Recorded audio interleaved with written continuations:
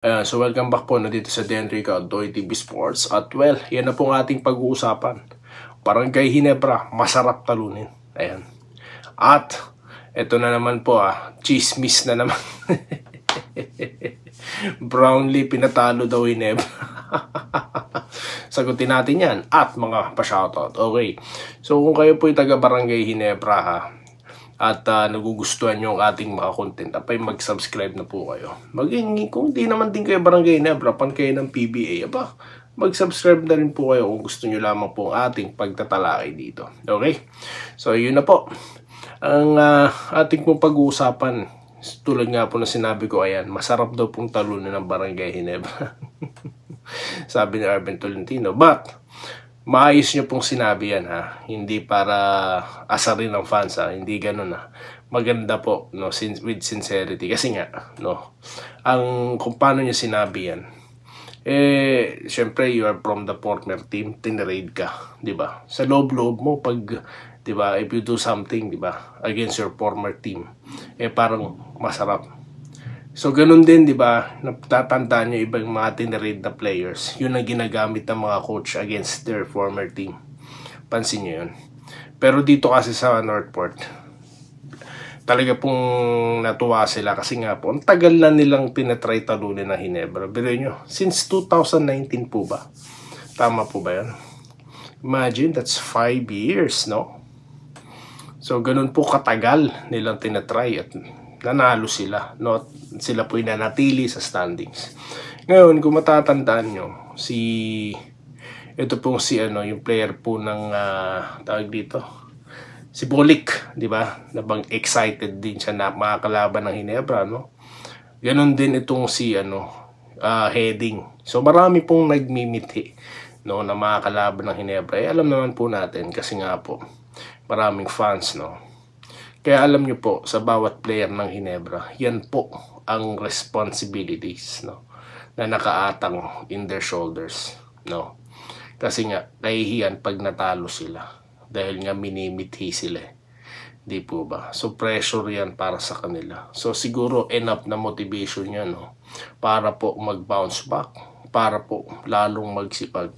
So, sa bawat nagiging member ng Barangay Ginebra, yan dapat yung pumasok sa isip nila, no, na libu-libong fans ang umaasa sa kanila, ang nasasaktan kapag sila po'y natatalo. Okay, tignan nyo po yung views natin mababa every time natatalo, hindi ba ganyan? Kaya nga po nandito tayo, nagpapasaya pa rin tayo ng mga kabarangay, no. No, positive thinker lang po tayo, no. Anyway, sanay naman tayo matalo Ayan, so Justin Brownlee naman tayo, no.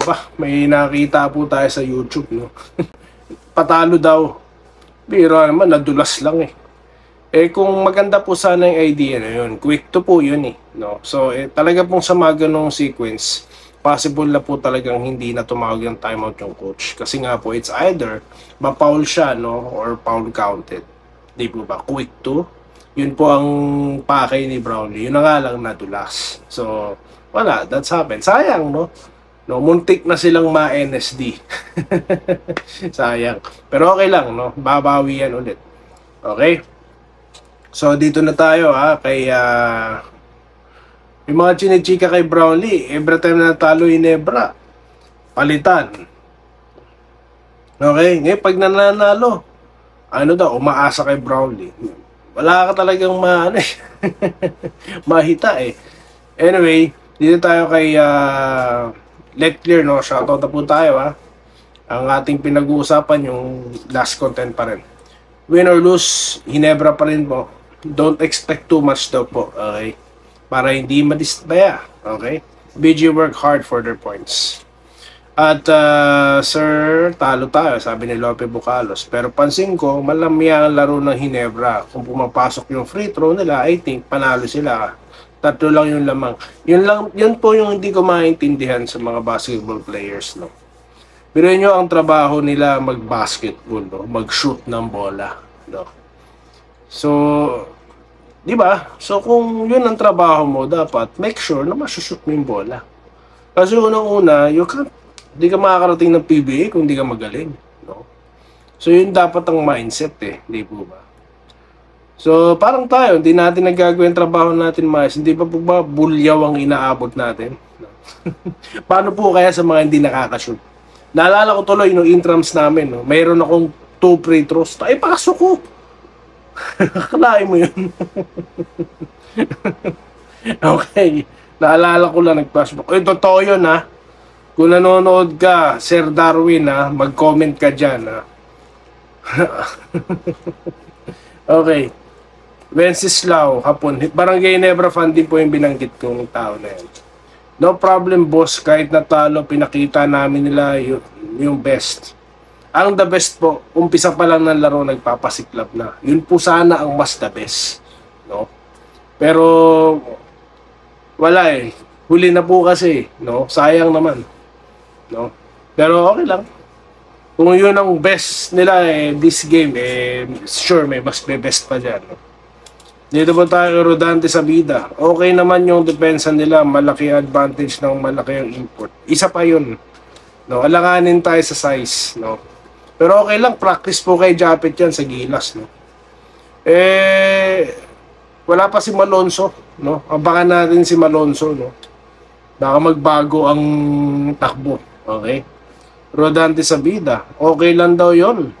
Bawi na lang daw next game. Sila pa rin magkikita sa finals. Yun nga yung sinasabi natin, di ba po?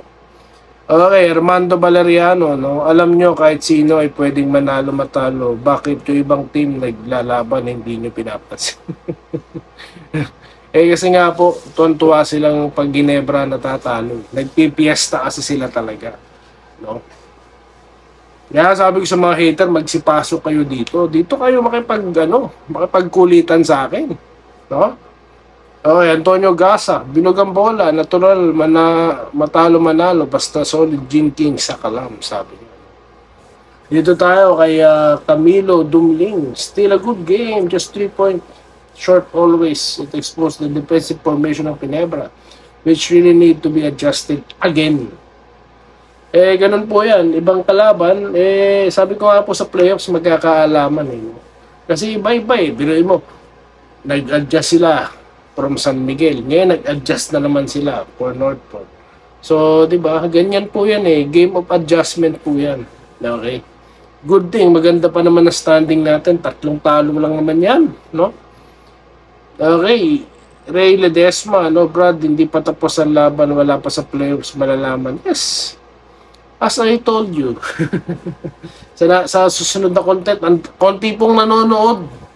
No? Halata po talaga pa. Okay, Bernabe, Balani. Ito. Dapat daw si Mariano na ang ginamit. Oo nga, no? Anyari sa Ginebra Loads na matanda ata sila, sabi na Gerald Castillo. One of their lousiest games and Gene's. Lousy defense, offense, and free throws. Puro turnovers, wala sila kabuhay-buhay. Ayan po, sabi na. Ito pa, fan po to Nagsasalita lang siya, no, base sa kanyang obserbasyon. Okay. Ito po, halatang sobrang pagod na si Idol JB. Hindi 100% galawan niya. Madali lagi na lang na out-balance. Konting pahinga lang, Idol JB. Wag mong pilitin. Yun na nga po, no? Ginebra, stick their noise to JBL and wow, the guy is burnt out. Huli ang galawan niya. Well, coach po makakapagsabi niyan. Coach na po ang makakaano niyan kung totoong pagod talaga siya. No? Hindi po ba? Tsaka yung mga consultant po ng Ginebra. Okay? Yun lang naman po yung sa akin. Pero again, Sir Erwin, okay lang naman yun. No? Robert Giovanni Tan, malas lang talaga, medyo maalat si Brownlee, hirap. Sa akin po kasi wala sanang malas at no, walang malas at swerte sa basketball. Sa akin, no, siguro dapat talaga alam nyo kasi ganun talaga kapag tumitira, pumapasok lahat. Minsan hindi mo rin maintindihan no? Siguro kailangan lang talaga nila mag-sticky defense talaga. Yung tipo talagang mga asawa sila. Di po ba? Sa termino natin diyan sa sa Pinas. Siguro ganun na lang ang gagawin po. Ito po si Adreneda, no? Susunod team con pag may timeout pa tatawag ka. Ano to? Susunod team con pag may timeout pa tatawag ka. Ano po ibig sabihin? Nasaan na talino ng team con? Ay mahirap po 'yun, sir. No, kung tinuturo po talaga, hindi naman magawa ng team, kasalanan po ba ng coach nyo? I don't think so, no? So, wala kung ang execution nila iba sa iba sa reality. Di po ba? I don't think yan po yung pinala ni Coach Tim Kun. Di po ba? So, yun lang po muna ang ating napag-usapan, guys. At napakasarap yung kausap, napakadami nyo pong comment, po. Magkita-kita po tayo, guys, again, no, sa susunod na video content. Kaya po sunod-sunod ang ating pagko-content dito kasi ang dami po talaga nagko-comment at gusto ko po talagang basahin lahat. Okay? So, stay safe po kayo dyan at magkita-kita po tayo muli dito sa Doing TV Sports at The Enrica YouTube channel. Maraming salamat po. Salamat po sa panonood. Subscribe na para sa mga susunod na basketball at boxing videos.